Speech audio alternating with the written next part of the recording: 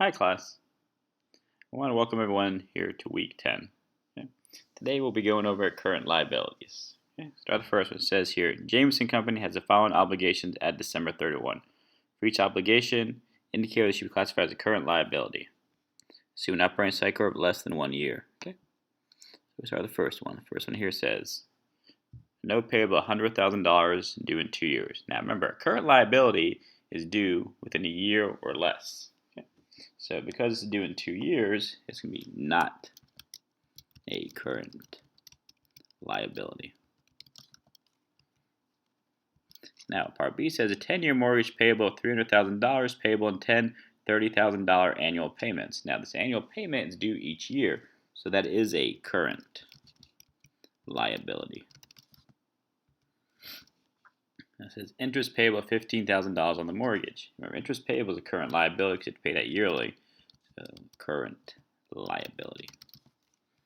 And the last one, accounts payable of $60,000. Now remember, accounts payable, those are your monthly credit transactions, so that is definitely a current liability. Okay. Next one here says now, Derby University sells 4,000 season basketball tickets at $210 each for its 12 home game schedule. Give entry to record the sale of the season tickets and the revenue recognized at playing the first home game. Well, let's see how much revenue you will get from the sale of the season tickets and how much cash you're going to receive. Well, you start off with, you said 4,000 tickets. Take 4,000 and we multiply it by $210. Okay, so altogether, they received $840,000 for the sale of those season tickets. Okay, so I'm going to start off by debiting cash for $840,000. And then the account you want to credit will be a current liability called unearned ticket revenue. And it's unearned ticket revenue liability because the games have not happened yet. So Derby University owes $840,000 worth of basketball games to these season ticket holders. Now Part B says the revenue recognized by playing the first home game. So you play the first home game. Well, let's take a look. The total received was $840,000. Okay. That's for 12 home games. We're going to divide that by 12.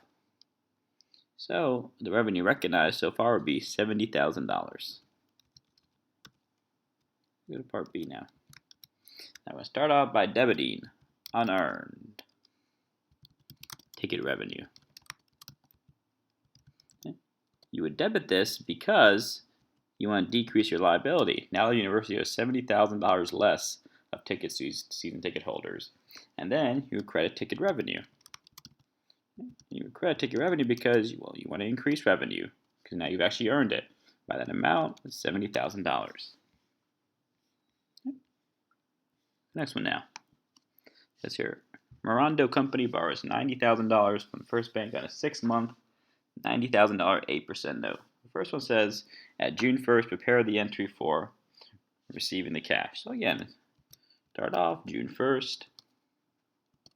We're going to start off by debiting cash because you want to increase cash because you received cash. We debit cash for $90,000.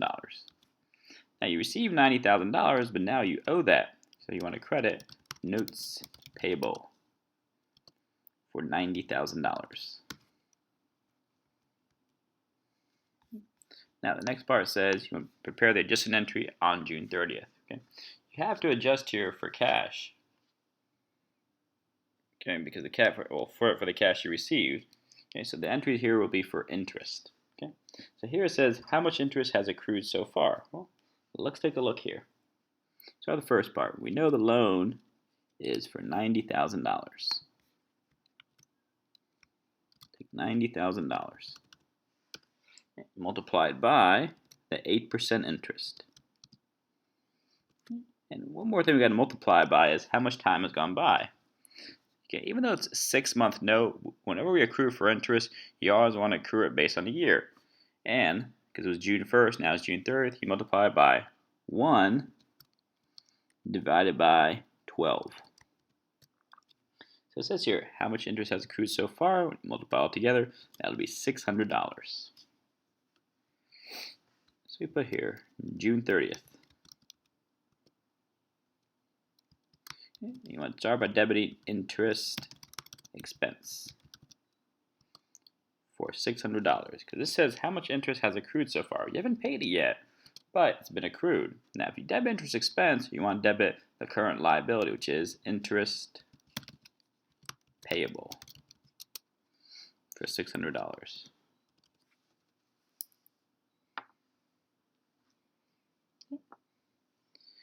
Let's go to the last part. Now, so prepare the entry at maturity.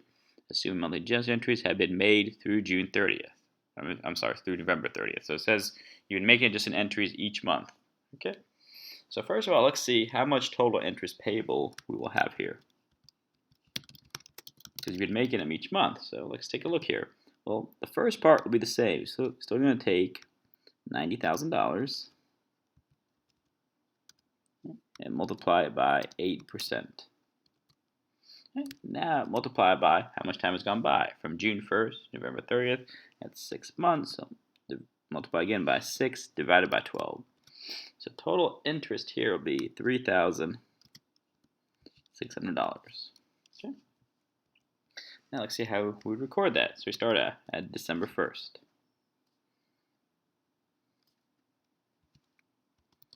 Okay, start out by debiting notes payable, the liability, because you want to decrease that. Now, we're only going to debit it for the principal value, which is $90,000. Then you want to debit interest payable for what we just calculated, $3,600. Now, remember, these are both liabilities, and you want to decrease them. That's why I debited both of them. And then you want to credit cash for the total, which is $93,600, because this is how much cash you actually paid for, principal plus interest. The last part, what was the total financing cost, interest expense? Well, it was here $3,600. So to get that $90,000 loan, you had to pay additional $3,600. The next one now. That's here. Leicester Auto Supply does not segregate sales and sales tax at the time of sale. The registered total for March 16th is $15,540. All sales are subject to a 5% sales tax. Compute sales tax payable. Make the entry to record sales tax payable and sales. First of all, let's see how much sales tax was there. So to get that, take the $15,540 and divide by 1.05 because it includes a sale plus a sales tax. Okay, so this would give me $14,800. This will be my sales. Okay, so let's see how we record this. So we go first, foremost, the date, March 16th. Okay, so we start out by debiting cash. Okay, for the total they received, which was $15,540. Then we get the next part, my sales revenue, which I just calculate up there, which was $14,800. And the last part, my current liability, is my sales tax payable, which is a difference. Take the $15,540 minus the $14,800. That'll be $740.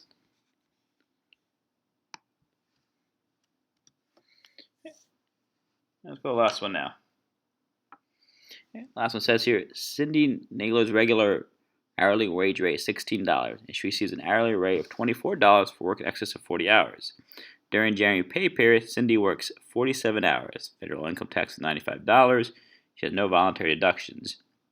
So we want to record pay for the period, payment of the wages, June 15th. And her FICA rate is 8%. Well, first of all, let's see what her gross pay was. Okay, so it's going to be two separate calculations. So we start the first part. Okay. We have 40 hours here, she said she works. So take 40 hours and multiply it by $16 an hour. Okay. So she made $640. Okay, next part now said she worked 7 hours. Except she made now $24. So she made $168. So the total she made here, when you add these two up, okay, so again, take the 640 plus the 168, total she made, her total gross pay is $808.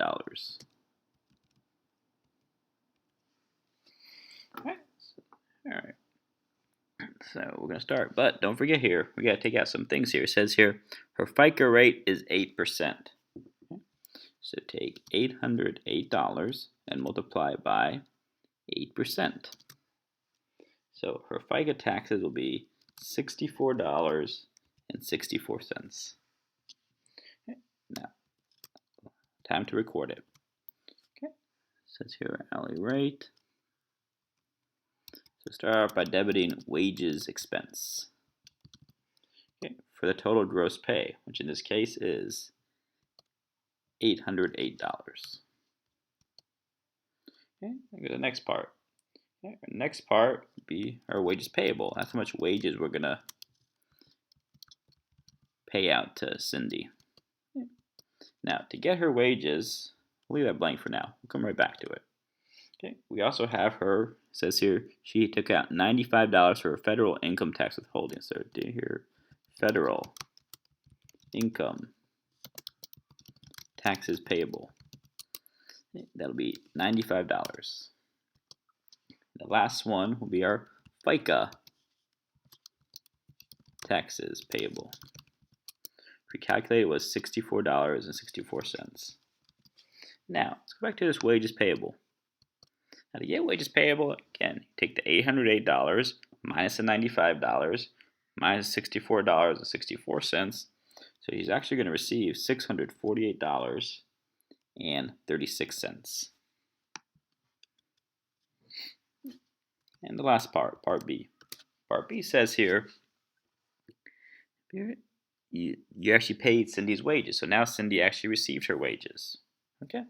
All right, so she received her wages. Remember, started by debiting wages payable. Because that was a liability we had booked earlier. And we're going to debit that because you want to decrease it. It's a liability. So we debit that for $648.36. And we paid it. So you're going to credit cash that same amount. You can credit cash, $648.36. Okay? All right, class. Hope everybody's doing well. If you have any questions, comments, concerns, please feel free to contact me. All right, everybody, take care.